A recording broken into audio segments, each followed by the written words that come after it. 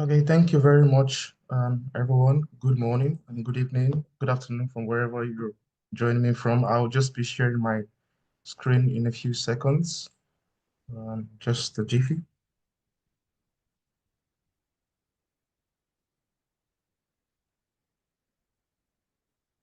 And do let me know if you can see my screen. Yes, we can. Okay, thank you very much. Just a few seconds. So just um, okay, great. Uh,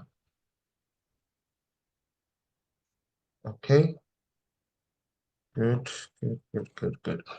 So, like I said, good evening, good afternoon, and good morning from wherever you're joining from all over the world. And thank you so much for the opportunity to present my poster. My name is Victor Nweze, and congratulations on your 40th anniversary, Biospherea community.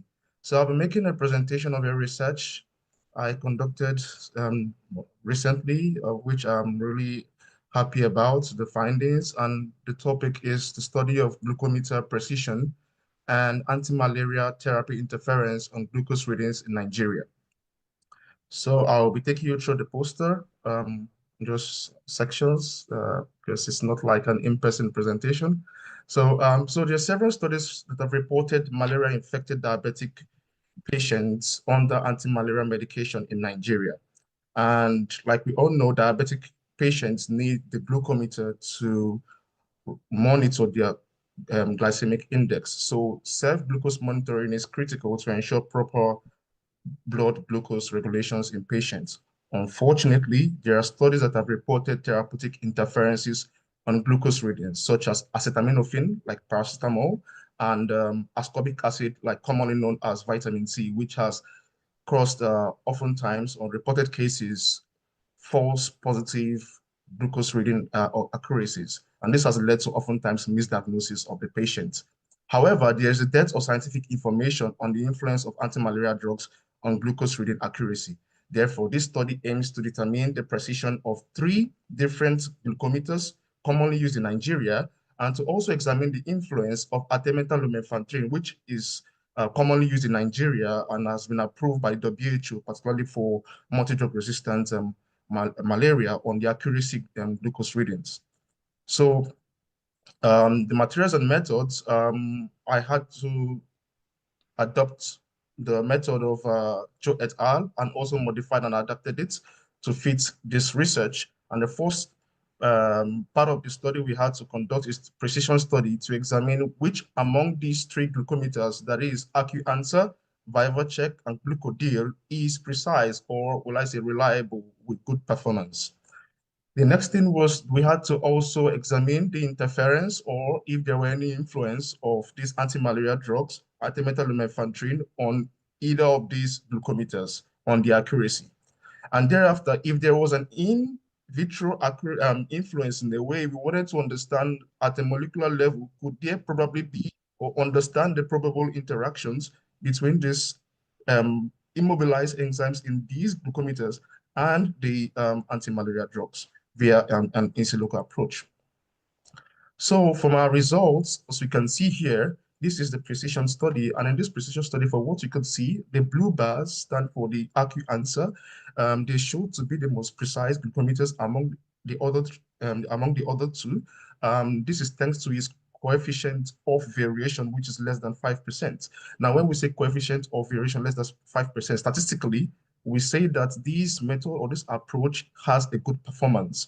And as we can see across the normal pool and the low pool of precision study, the blue bars were below 5% of COV. This shows that among these glucometers, AccuAnswer is said to be precise.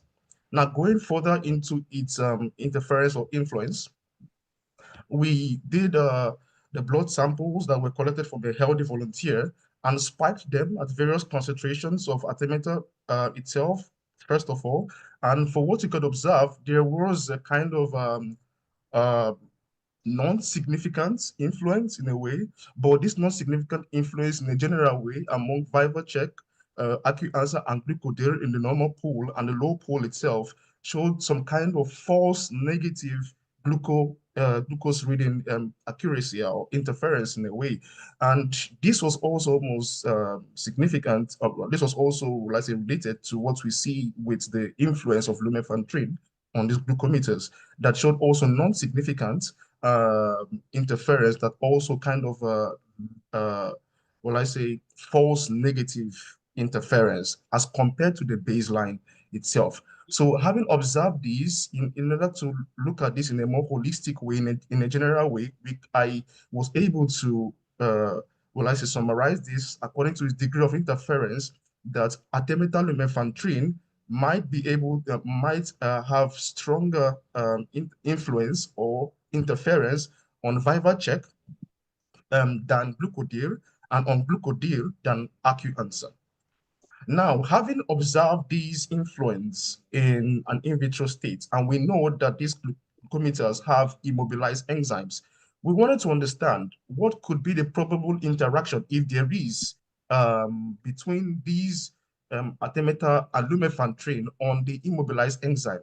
For viva check, we have glucose oxidase FAD, and we have for glucodyl GDH, that glucose dehydrogenase FAD, and also GDH, another glucose dehydrogenase, but with a different coenzyme, which is pyrrolidinone quinolone. And with the docking study, we were able to observe something very interesting and quite profound, like it was very least expected, that indeed there was some kind of interaction, although these are quite weak binding affinities, but we could indeed observe some kind of trend here, which is similar to the in vitro analysis that was conducted. And we found out, interestingly, that indeed there was interaction, a stronger interaction of artemether lumefantrine with the immobilized enzyme glucose oxidase in viva check as compared to the other two enzymes. And interestingly, in ranking them according to their level of binding affinities, degree of binding affinity, we can again see viva check glucose oxidase greater than glucodyl and also greater than acu-answer. And if I'm going to minimize this in a little way, we will see that there is a kind of correlation in similarity on this ranking.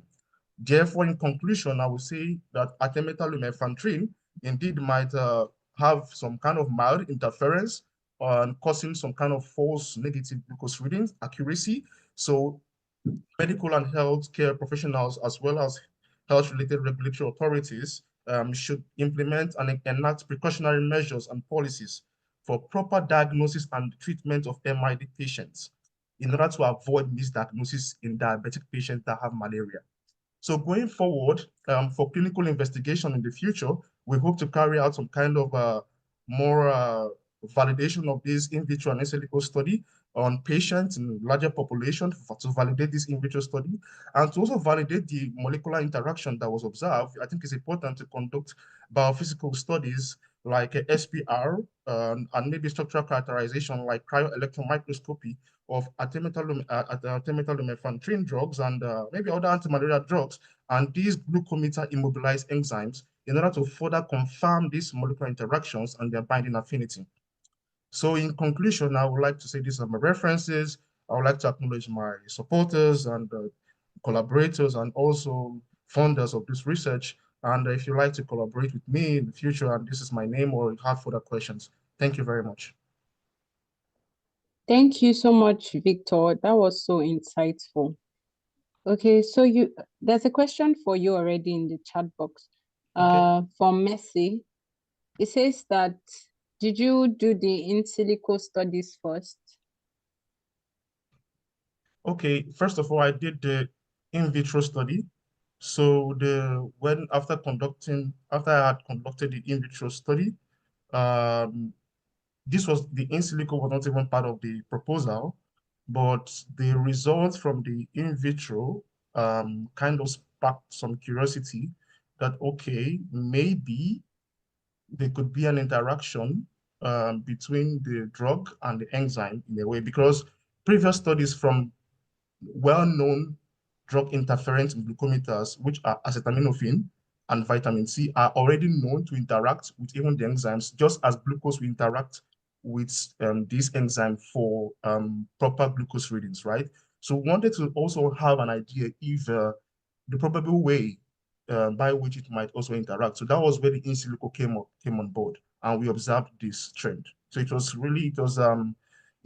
well, I say it was a eureka moment in a way. So it was not something that was planned. It was just we tried it and we just discovered it. Yeah. Okay. Thank you so much, Victor. I hope, Mercy, I hope your question has been answered. Okay, we'll be moving ahead to the next question from Emmanuel Adediran. Because of time, we would only be able to take this second question, while you would please help us answer the rest in the chat box. So it says that is AQ answered the same as AquaCheck? And there are like 3 questions in one, but how did you recruit volunteers for the study for patients that can't take artemether lumefantrine? And the third question says, what about on-call plus glucometer? Okay, thank you for this very interesting question. So AccuAnswer, AccuCheck, I think these are just different brands, right? So relatively, what is, I think, is more common to them, or what's actually informed us was based on the enzyme. So in a way, I think the question, I understand your question indeed. AccuCheck, AccuAnswer, they're just based on the brand. So I can't really say if they're the same, because what I would say would differentiate one glucometer from the other is based on the enzyme, the immobilized enzyme in the strips. So that is one. So how did we recruit volunteers? Well, to just one volunteer we had to recruit, and it's just someone that volunteered in the hospital to donate his blood, and we wanted to be sure he's a healthy volunteer here. It's just a healthy volunteer that had normalized blood sugar level. And of course, we have to screen for that disease to be sure that this person does not have any other thing that will interfere with results. And the other things, the artemether lumefantrine were spiked in vitro. So it was not as though the patient took the drug, and we had to take no. And that is where the proposal of the future recommendation came in, that that's where a proper clinical study will take place. So that one is a different ballgame. So someone volunteered in the hospital, and we had to screen, and he was happy to donate his blood for science. And what's about on the call plus? I don't know, but we only screened for 3 glucometers. I can only speak for the 3 glucometers. Um, However, what makes these glucometers unique, it's primarily maybe the design of the glucometer, and also if it's the kind of enzyme that was immobilized, if there was an enzyme immobilized in the stream. Thank you.